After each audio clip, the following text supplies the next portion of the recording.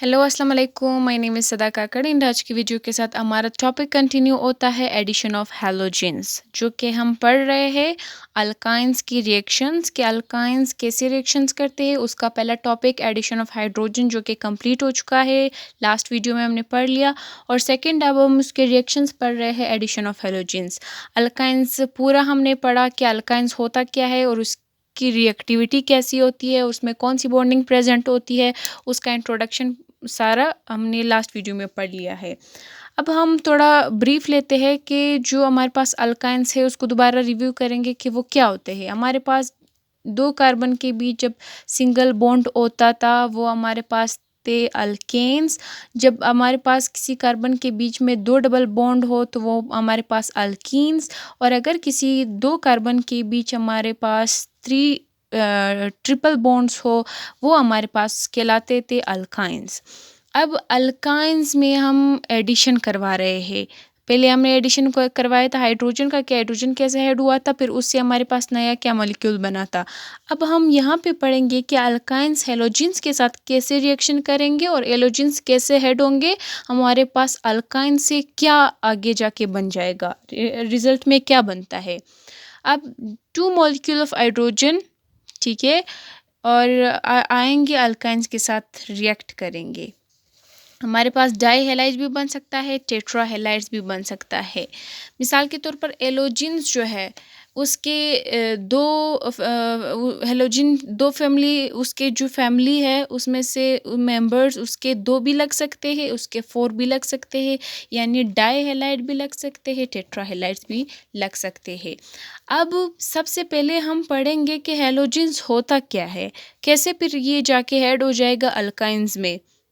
सबसे पहले आप लोग यहाँ पे देख रहे होंगे कि यहाँ पे एक पीरियोडिक टेबल पड़ा है। पीरियोडिक टेबल हमारे पास केमिस्ट्री में बहुत इंपॉर्टेंट होता है, क्योंकि जब हम रिएक्शंस करवाते हैं, किसी रिएक्शंस में जब किसी एलिमेंट या एटम को हम लेते हैं तो उसका हमें एटॉमिक नंबर मालूम होना चाहिए, वो किस ग्रुप से बिलोंग कर रहा है, किस पीरियड से है, इसका एटॉमिक मास क्या है, इलेक्ट्रोनेगेटिविटी क्या है, आयोनाइजेशन एनर्जी क्या है, ये सब हमें मालूम होना चाहिए।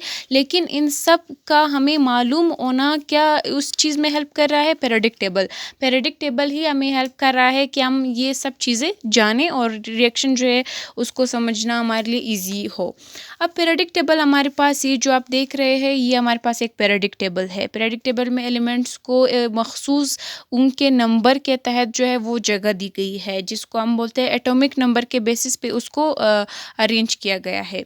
अब पीरियोडिक टेबल में हमारे पास दो चीज़ें आती है मेनली। एक हमारे पास आता है इसमें ग्रुप्स, दूसरा हमारे पास है इसमें पीरियड्स, ठीक है।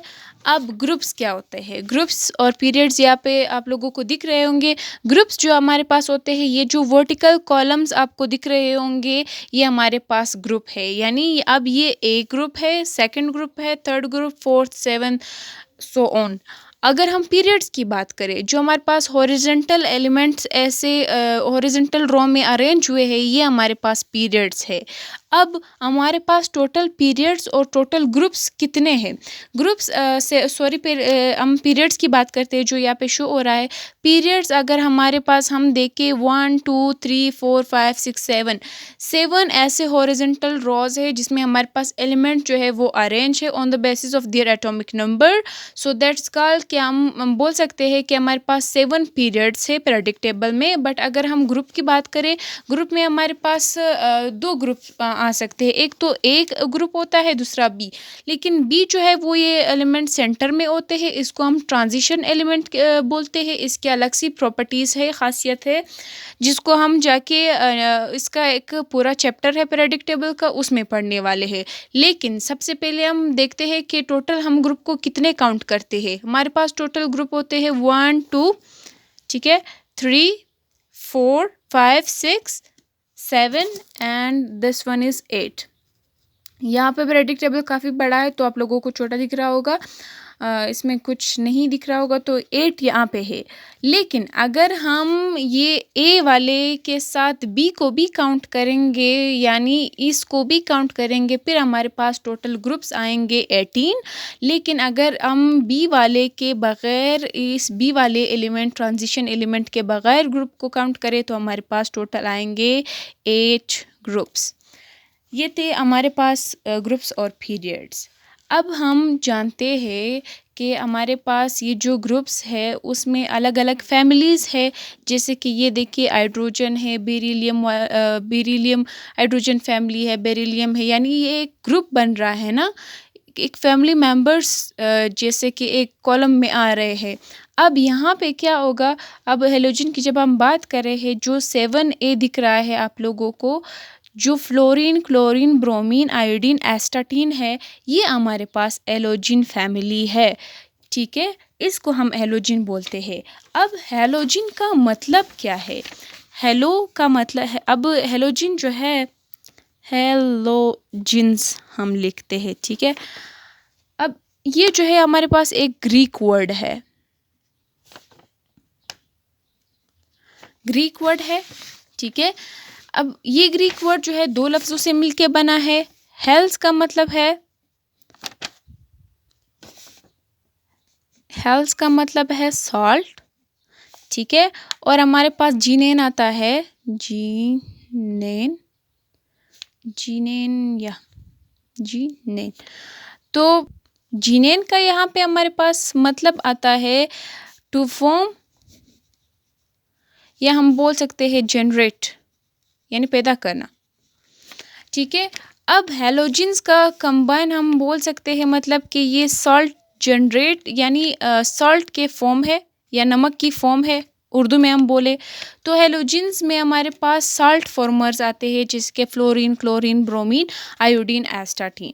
ठीक है, अब जब यहाँ पे हमने ये देखा कि एलोजिन इस साइड पे हमारे पास प्रेजेंट है, ये साइड हमारे पास कहलाता है नॉन मेटल और ये साइड हमारे पास कहलाता है मेटल्स। बट यहाँ पे जो आप लोगों को डार्क ब्लैक लाइन दिख रही होगी, ये एलिमेंट हमारे पास मेटलॉइड्स है, यानी इसमें मेटलाइड्स, नॉन मेटल और मेटल, इसको ग्रुप, इसके ग्रुप का समझ आपको आया होगा, जो कि बहुत बेसिक है।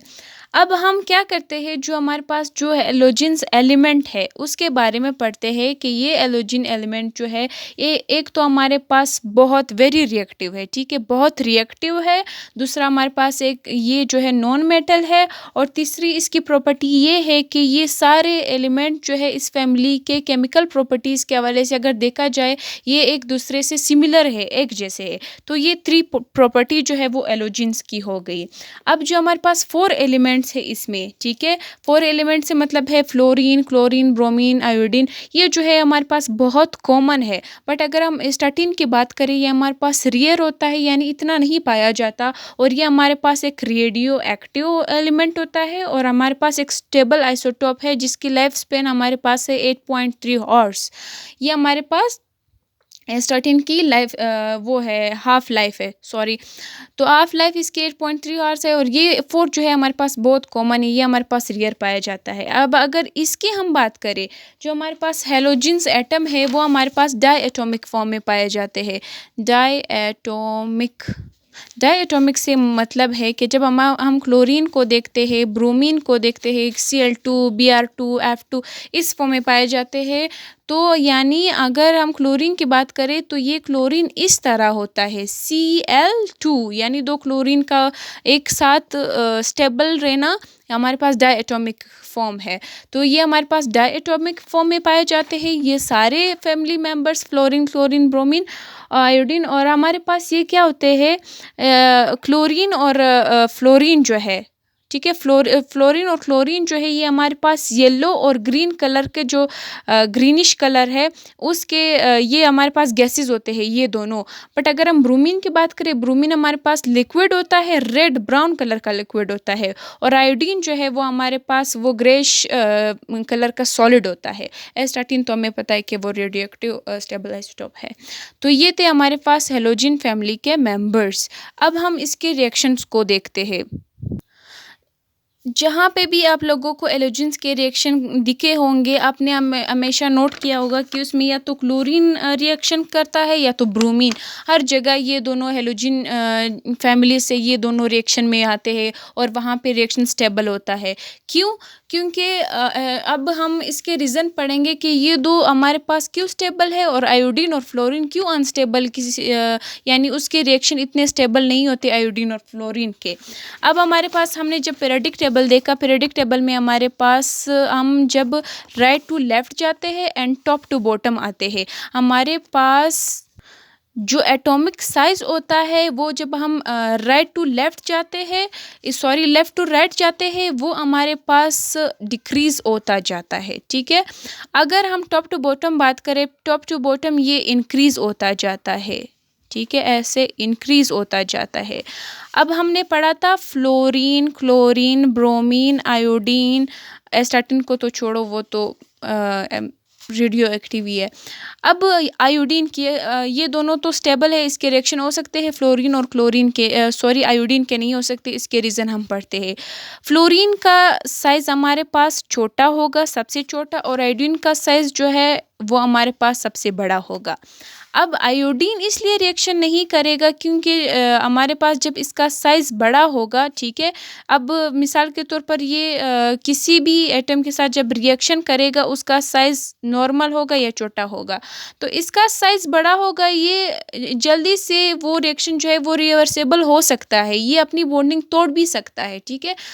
अब ये जब अपनी बॉन्डिंग तोड़ सकता है, इसीलिए हम कह सकते हैं कि आयोडीन जो है वो अनस्टेबल है रिएक्शन के लिए। अब अगर फ्लोरीन की बात करें, फ्लोरीन का साइज़ छोटा है, ठीक है, छोटा साइज़ ये है और ये हमारे पास न्यूक्लियस है, तो इसके न्यूक्लियस के जो इलेक्ट्रॉन है वो हमारे पास न्यूक्लियस की तरफ होल्ड होंगे, टाइटली अट्रैक्ट होंगे न्यूक्लियस की तरफ, न्यूक्लियस ने इसको होल्ड करके रखा होगा टाइटली, तो ये इतने स्टेबल नहीं होंगे कि किसी दूसरे एटम से जाके या एलिमेंट जहाँ पे जाके ये रिएक्शन करे। तो एक तो इसका ये साइज़ हो गया, साइज़ वाला रीज़न फ्लोरीन का आ गया। आयोडीन का सिंपल हम आप समझ लें कि साइज़ से ही बस इसका पता चल रहा है कि ये रिएक्शन जो है वो इसके साइज़ से रिएक्शन जो है वो रिवर्सेबल हो सकता है। फ्लोरीन का दूसरा रीज़न ये हमारे पास आता है, अच्छा, यहाँ पे मैंने पहला वाला लिख लिया एटॉमिक साइज़ की वजह से, दूसरा हम लिख रहे हैं कि इसकी हाई आयोनाइजेशन एनर्जी होती है,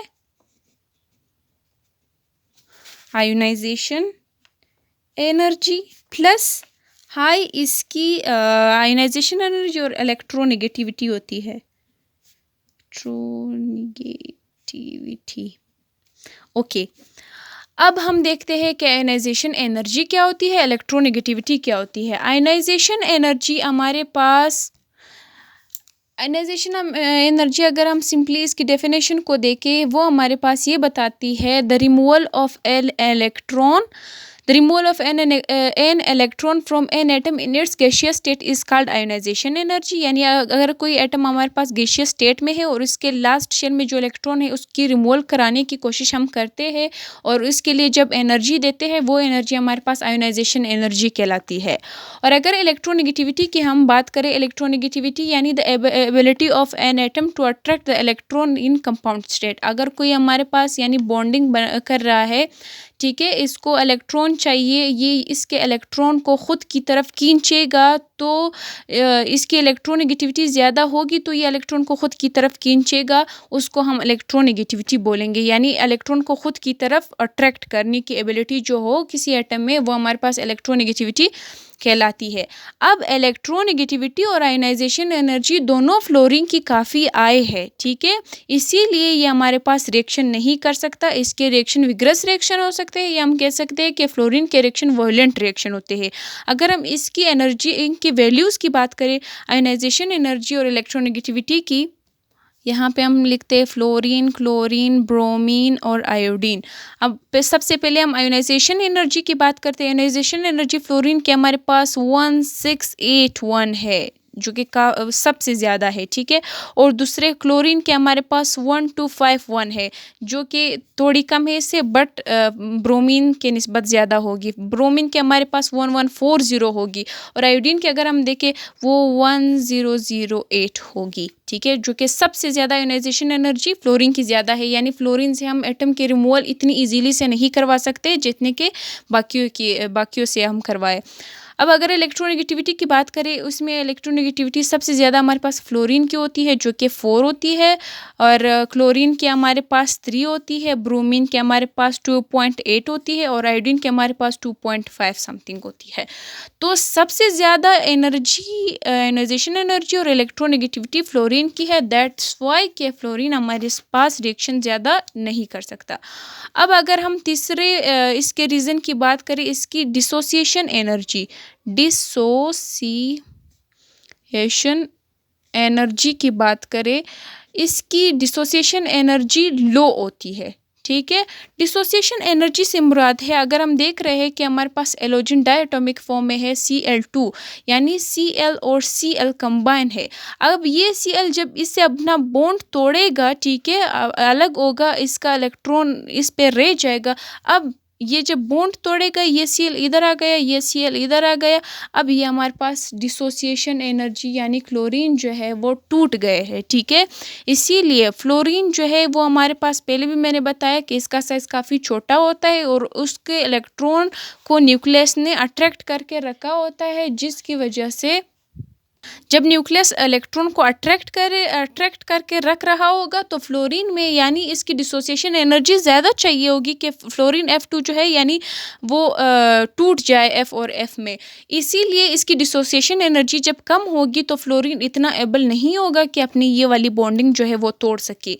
इसीलिए हमारे पास फ्लोरीन और आयोडीन जो है उसके रिएक्शन स्टेबल नहीं होते as compare to bromine and chlorine. तो अब हम अपने टॉपिक की तरफ वापस आते हैं, ठीक है। आयोडीन स्लो रिएक्ट और फ्लोरीन के विग्रस रिएक्शन, अब ये दोनों जो है वो रेडियली ऐड हो सकते हैं, इसके रिएक्शन जो है वो हमारे पास स्टेबल होते हैं। अब यहाँ पे हम अल्काइन ले रहे हैं, अल्काइन में जो कि अल्काइन का फैमिली मेंबर है हमारे पास इथाइन यानी 2 कार्बन है जिसके बीच में हमारे पास ट्रिपल बॉन्ड प्रेजेंट है। अब इसमें हम क्लोरीन की एडिशन करवा रहे हैं Cl2 की। जब Cl2 की एडिशन होगी, यहाँ पे हम कार्बन टेट्राक्लोराइड जो है एज अ कैटलिस्ट यहाँ पे यूज़ कर रहे हैं। कैटलिस्ट का मतलब होता है to speed up the reaction, यानी रिएक्शन को स्पीड करे, रिएक्शन के रेट को स्पीड करे, रिएक्शन तेज़ी से हो, उसी के लिए हम कैटलिस्ट यूज़ करते हैं। अब क्लोरीन यहाँ पे ऐड होगा, यहाँ से ये वाला बॉन्ड जो है वो टूट जाएगा, और 2 क्लोरीन एक इस कार्बन पे आके जुड़ जाएंगे। अब इसको हम नाम देंगे, क्योंकि एक कार्बन ये है, दूसरा कार्बन ये है, दोनों पे हमारे पास 2 क्लोरीन ऐड हुए हैं। अब हम नाम देंगे, एक पे भी क्लोरीन है, दूसरे पे भी, 1,2 डाइक्लोरो इथीन, यानी इथीन अब बन गया है, डबल बॉन्ड रह गए हैं। सबसे पहले इसने हमारे पास आके इथीन बना लिया। अब इसी इथीन को हम वापस ले लेते हैं इसी प्रोसेस से, यानी कार्बन टेट्राक्लोराइड यूज़ करेंगे और 2 क्लोरीन जो है मज़ीद लेंगे, इन 2 क्लोरीन की भी एडिशन करवाएंगे।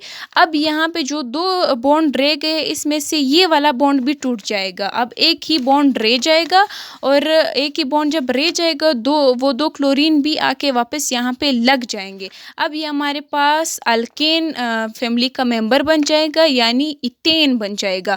यहाँ पे इथीन बना था, वहाँ पे इथाइन था, इथाइन, इथीन, इथेन।